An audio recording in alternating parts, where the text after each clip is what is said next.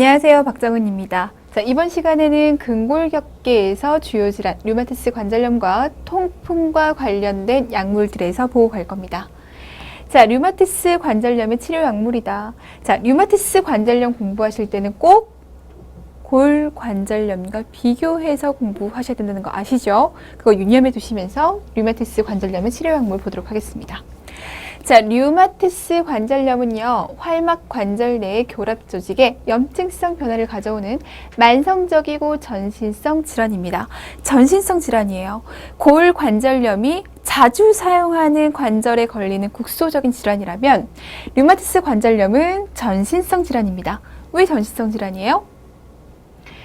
자기 몸에 대해서 항체가 형성되어 자가 면역 질환이거든요. 자가 면역 질환으로 전신성 질환이다. 방어 기전으로서 백혈구 등이 이동해서 관절 내에 상주하게 되면 부종, 통증, 염증을 일으키게 됩니다. 류마티스 관절염의 증상인 거죠. 류마티스 관절염으로 인해서 부동성과 통증이 더 이상 통증 완화제, 항염제로 조절되지 않는다면 통증 완화제 써볼 거예요. 항염제 써볼 거예요. 그럼에도 불구하고 증상이 조절되지 않으면 DMARD라고 하는 류마티스 관절 치료 약물들을 사용할 겁니다. 자, 이 약물은 면역 억제 특성을 가지고 있어 신체의 자가 면역 반응을 감소시킵니다. 자가 면역 질환이라면서요. 자가 면역으로 인해서 발생하는 질환이라면서요. 그럼 이 면역을 억제하면 증상이 완화될 수 있겠죠. 면역 억제 작용을 하는 약물입니다. 자, 비스테로이드성 소염제 우리가 통증 관리에서 보고 왔어요. 지금 저랑 같이 공부해 보시면 아시겠지만 우리가 공부했던 것과 좀 분류가 다릅니다. 우리가 공부했던 것에 포인트를 맞추시고 그렇게 분류해서 공부를 해주세요. 여기서의 포인트는 뭐냐면 소염 작용을 하면서 진통 작용도 좀 하고 있는 그런 약물들을 모아놨구나. 약간 이렇게만 생각하시면 돼요.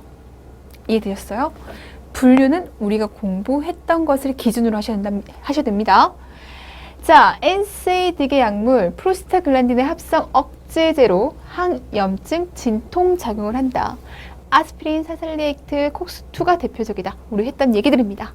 자, 간 기능에 영향 줄 수 있어요. 약 복용 시 간 기능 검사를 해야 됩니다. 영향 줄 수 있으니까 얘가 손상됐는지 손상되지 않았는지 기능 검사해야 된다. 아스피린, 통증 완화, 염증 조절에 효과적이다. 우리 그 얘기 했잖아요. 아스피린과 아세트아미노펜을 비교해보면서 둘 다 통증 완화의 역할을 하지만 염증 조절에 대한 역할을 하는 것은 아스피린 뿐이었어. 아세트아미노펜은 없었어. 자, 요해 반응. 가장 흔한 부작용은 소화불량, 상복부 통증, 메스꺼움, 위궤양이나 위출혈이므로 반드시 식후에 복용해야 된다. 위장계 장애를 가지고 오면서 출혈의 문제점도 가지고 있구나. 이명과 어지럼증, 청력저하 나타날 수 있고 신장에 영향을 줘서 혈압이 상승되거나 신장 기능이 악화될 수 있습니다. 자, 60세 이상 고령이나 이전에 소화성 궤양이나 심장질환이 있는 경우에 더 잘 일어나게 되죠. 이렇게 연결시킬 수 있죠. 이렇게. 자, 두 번째는 콕스2예요. 우리 그런 얘기 했어요.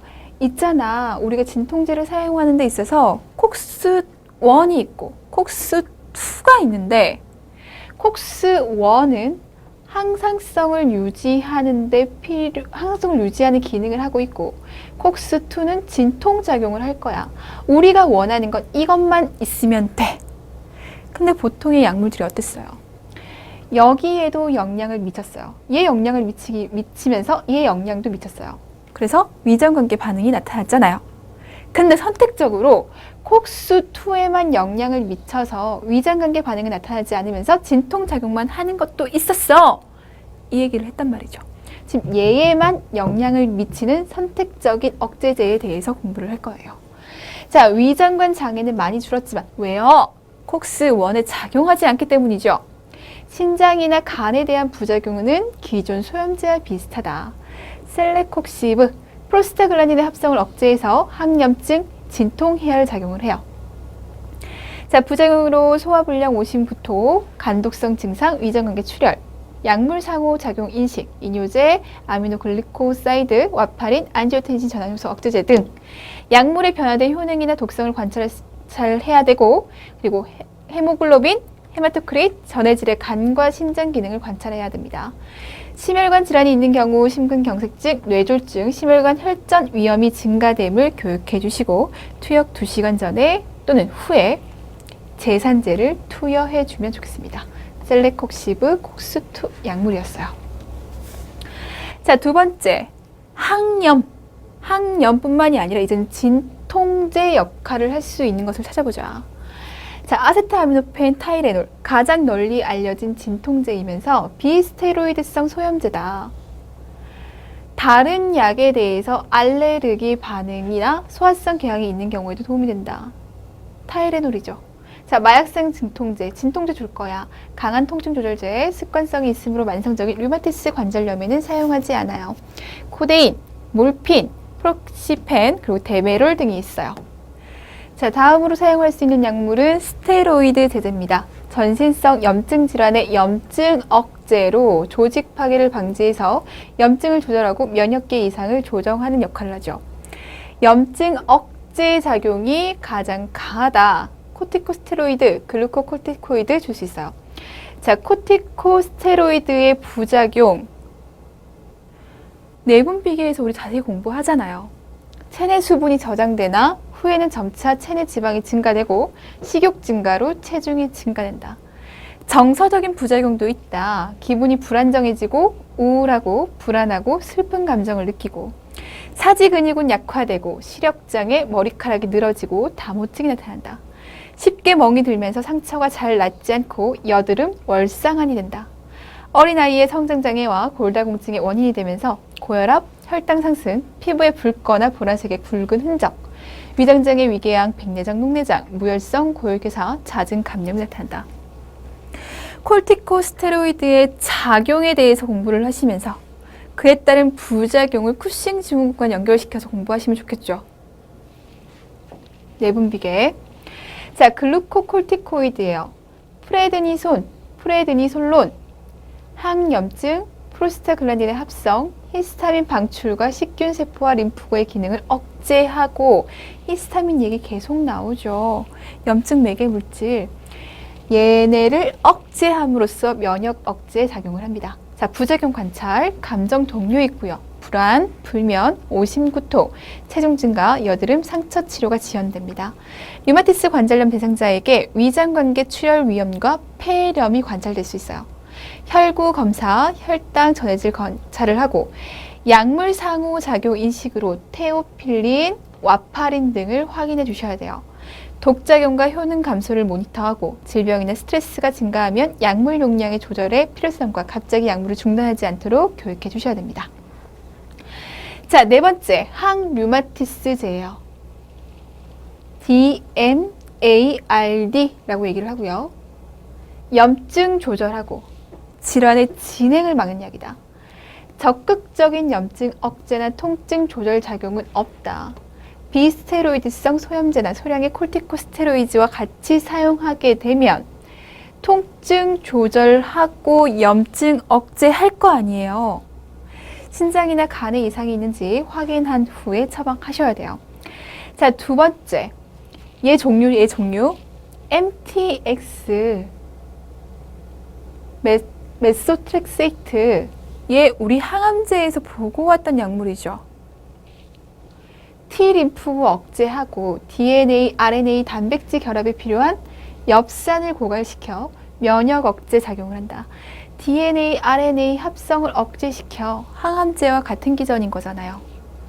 부작용을 관찰합니다. 두통, 발적, 오심, 구토, 설사, 구내염, 탈모증, 심각한 부작용을 관찰합니다. 예를 들면 골수 억제와 같은. CBC, 신장, 간 기능, 대사 기능, X선 검사를 규칙적으로 관찰하고 약물 상호작용이 있는 것들을 좀 봐주시면 돼요. 약물 효능과 독성 관찰, 음주와 카페인의 독성을 증가시키는 것과 처방 없이 구입 가능한 약물을 사용하기 전에 의료인과 상담을 하도록 교육한다. 음주, 카페인 안 된다는 거죠. 독성 가지고 올 수 있기 때문에. 광선 민감증이 있기 때문에 선블럭 사용하도록 교육합니다. 자, 면역 억제제가 있습니다. 지금 자가 면역 반응이라고 얘기를 했거든요. 그러면 면역을 억제시킴으로 인해서 증상을 완화시킬 수 있어요. 사이클로스포린, 림프구 복제를 억제하거나 조력제 T림프구를 파괴함으로써 면역 반응을 억제한다. 다모증, 고혈압, 오심구토 감염의 부작용이 나타나는지 관찰해 주시고 독성 증상을 관찰합니다. 진전, 발작, 전신상태 변화, 시각장애, 신독성, 신경독성, CBC, 마그네슘, 포타슘, 혈당, 간, 신장 기능 검사를 관찰하고 약물 상호작용 인식 봐주시고 약물 농도를 변경하거나 신독성, 백혈구 감소증을 관찰해 주셔야 돼요. 자, 사이클로포스포마이드, 우리 얘도 보고 왔어요. 항암제에서 기출 나왔던 거죠. DNA, RNA, 단백질 합성을 차단합니다.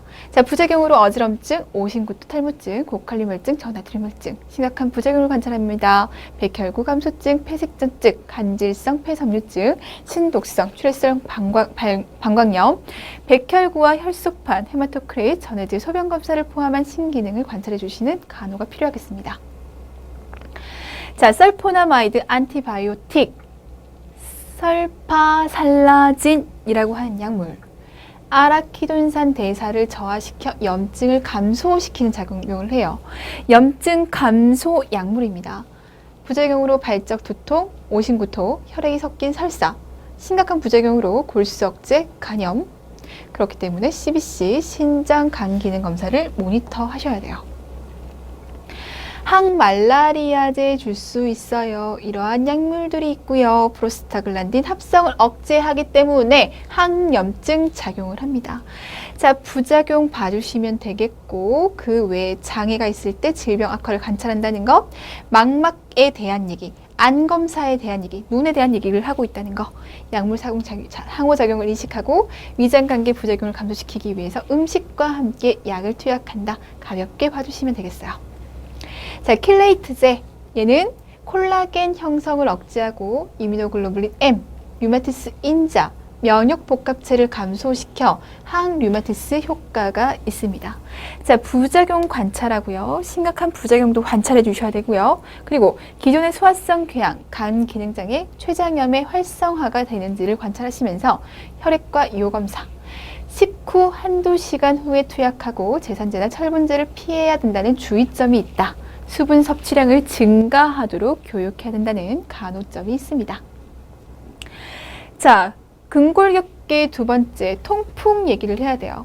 관절염 세 가지를 묶어서 공부할 때는 류마티스 관절염, 골관절염, 통풍 이렇게 세 가지를 묶죠. 얘네 두 가지는 꼭 묶으셔야 돼요. 그리고 통풍. 통풍은 요산으로 인해서 나타나는 문제점들이 있었죠. 요산을 억제할 수 있는 요산 억제제가 치료 약물로 들어갑니다. 얘 약물에 대해서는 좀 자주 기출되는 편이기 때문에 알고 계시는 게 좋겠습니다.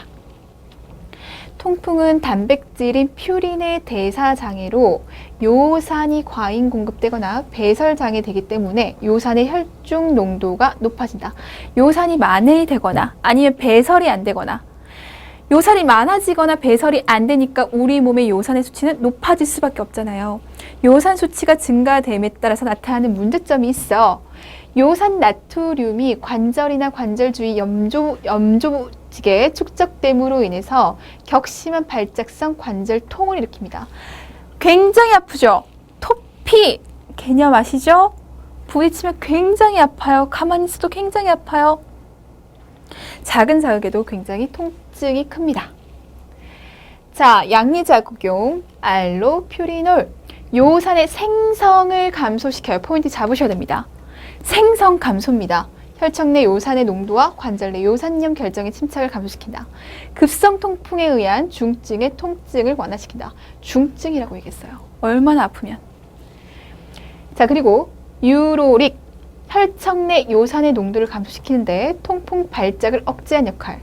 콜키친, 요산의 대사에 아무런 영향을 미치지는 못해요. 요산염 결정의 침착과 연관되는 염증을 감소시킵니다. 콜키친. 자, 페그로티케이스, 급성 통증 발작의 경우 체내 요산의 양을 감소시키기 위해서 정맥주사 하고요. 그리고 프로베네시드, 얘는 요산의 배설을 촉진시켜요. 요산의 생성을 막는지 요산의 배설을 촉진시키는지 구분하시고, 자, 빈발성, 재발성, 통풍 발작이 있는 경우 단독 혹은 콜키틴과 병용요법으로 투여할 수 있어요. 자, 프로베네시드는 이러한 약물의 혈중 농도를 연장시키기 위해서도 사용될 수 있습니다. 자, 유해 반응, 위장관계 반응이 나타나요. 구역, 구토, 설사, 복통, 기타 반응으로서 두통, 빈뇨. 알로퓨리놀은요, 피부 발진이 나타날 수 있습니다. 얘는 박탈성 피부염, 스티븐 존슨 증후군과 같은 주증의 과민 반응으로 이어집니다. 중증의 과민 반응으로 이어지죠. 자, 콜키틴, 중증의 구역, 구토, 골수 억제를 초래하기 때문에 다른 약물 치료가 실패한 경우 2차 치료로 사용할 수 있다. 알로퓨리놀, 콜키틴 모두 통풍을 치료하기 위한 약물이에요. 자, 여기까지가 근골격계에서 보셔야 되는 약물들이었어요. 좀 간단했습니다. 간단하지만 꼭 기억을 해주시고 정리 잘 해두세요. 자, 수고 많으셨습니다. 다음 시간에 뵙도록 하겠습니다.